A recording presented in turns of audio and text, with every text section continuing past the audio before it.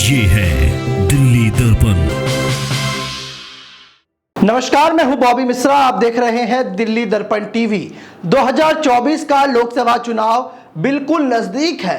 ऐसे में अब एनडीए वर्सेस इंडिया, यानी कि जिस तरीके से विपक्ष ने अपने गठबंधन का नाम इंडिया रखा है, उसके बाद लगातार बयानों का दौर जारी है। इसी बीच खबर यह आ रही है कि प्रधानमंत्री नरेंद्र मोदी और एनडीए जीत की हैट्रिक लगाने के लिए एक फॉर्मूला तैयार किया गया है। यह फॉर्मूला है सांसदों के 10 ग्रुप का, यानी कि एनडीए की बैठक जो 18 जुलाई को हुई, जिसमें कई दल एक साथ सामने आए। 38 दलों की यह मीटिंग हुई, जिसका नेतृत्व सीधे तौर पर प्रधानमंत्री नरेंद्र मोदी ने किया। अब जो खबर सामने आ रही है वो ये कि 338 सांसदों को क्षेत्रीय आधार पर 10 ग्रुप में बांटा गया है, यानी कि एक ग्रुप में 35 से 40 सांसद सदस्य होंगे।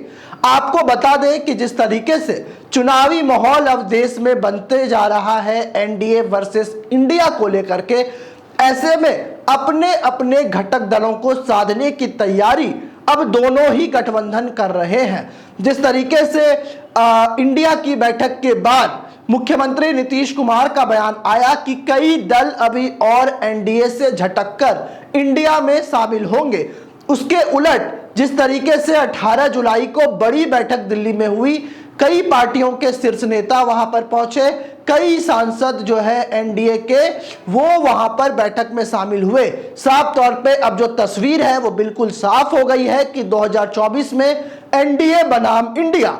इसके बाद जो खबरें निकल कर आई वो ये कि 10 ग्रुप बनाए गए हैं, जिसमें एक ग्रुप में 35 से 40 सांसद सदस्य होंगे। और मानसून सत्र के बाद, फिलहाल मानसून सत्र चल रहा है और मणिपुर की घटना को लेकर के पूरी तरीके से हंगामे के आसार हैं, चाहे यूसीसी हो, मणिपुर की घटना हो या केंद्र का अध्यादेश हो जो दिल्ली सरकार के कामों को, दिल्ली सरकार की क्षमताओं को कम करने के लिए लाया गया है।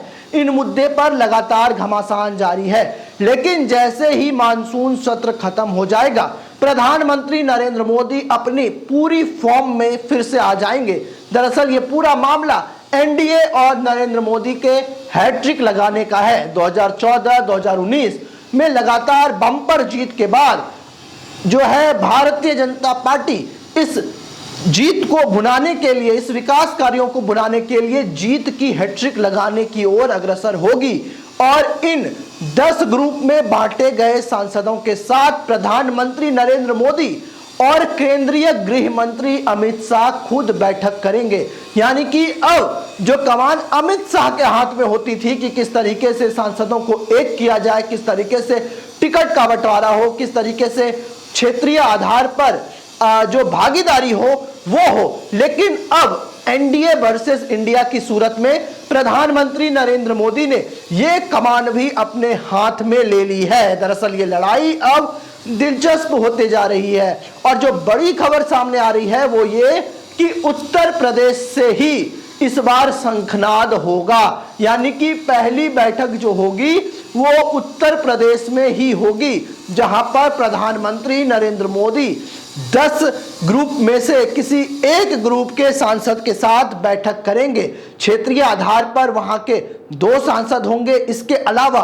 8 अन्य सांसदों को भी उस ग्रुप में जगह मिल सकती है। यानी कि 10 बड़ी बैठकें प्रधानमंत्री नरेंद्र मोदी करेंगे और उसके बाद एक बैठक जो होगी जिसमें एनडीए के घटक दलों के सभी सांसद, राज्यसभा सांसद, सभी केंद्रीय मंत्री और राज्य सरकार में जहां जहां बीजेपी की सरकार है वहां के मंत्री, वहां के मुख्यमंत्री, वहां के उप मुख्यमंत्री इस अंतिम बैठक में शामिल होंगे। जब प्रधानमंत्री 1 to 1 करेंगे अपने ग्रुप के सभी सांसदों के साथ, तो उसके बाद राजधानी दिल्ली में एक बड़ी बैठक होगी जिसमें कि बीजेपी शासित सभी राज्यों के मुख्यमंत्री, उप मुख्यमंत्री, वहां के कैबिनेट मंत्री और केंद्रीय कैबिनेट में शामिल मंत्री भी शामिल होंगे। यानी कि अब नरेंद्र मोदी ने अपनी हाथों में कमान संभाल ली है। सांसद के मानसून सत्र के बाद आपको नरेंद्र मोदी जो है ग्राउंड पर दिख सकते हैं लगातार बैठक लेते हुए, और अब धीरे धीरे जो है रणभेरी भी बच चुकी है और अब इंतजार रहेगा कि किस तरीके से जो बैठकों का दौर है वो जारी होगा। और एक दिलचस्प बात इससे यह भी है कि जो विपक्ष की अगली बैठक मुंबई में होने जा रही है, कयास ये लगाए जा रहे हैं कि मुंबई की उस बैठक से पूर्व प्रधानमंत्री नरेंद्र मोदी अपने एक सांसदों के किसी एक ग्रुप के साथ उत्तर प्रदेश में बैठक कर सकते हैं। यह भी कहा जाता है कि जो लोकसभा चुनाव का रास्ता होता है, जीत का रास्ता, वो उत्तर प्रदेश से होकर ही गुजरता है। सबसे ज्यादा लोकसभा की सीटें उत्तर प्रदेश से आती है और प्रधानमंत्री नरेंद्र मोदी खुद उत्तर प्रदेश के वाराणसी संसदीय क्षेत्र से सांसद भी हैं। तो अब ये लड़ाई लगातार दिलचस्प होने वाली है। लगातार जो भी इसमें अपडेट निकल कर सामने आ रहा है वो दिल्ली दर्पण टीवी आपको लगातार दिखा रहा है। इसी तरह की तमाम खबरें और दिल्ली एनसीआर की खबरों के लिए देखते रहिए दिल्ली दर्पण टीवी। लेटेस्ट खबरों के लिए सब्सक्राइब करें हमारा YouTube चैनल या फिर लॉग ऑन करें www.delhidarpantv.com। खबरों की कवरेज और विज्ञापनों के लिए संपर्क करें इस नंबर पर।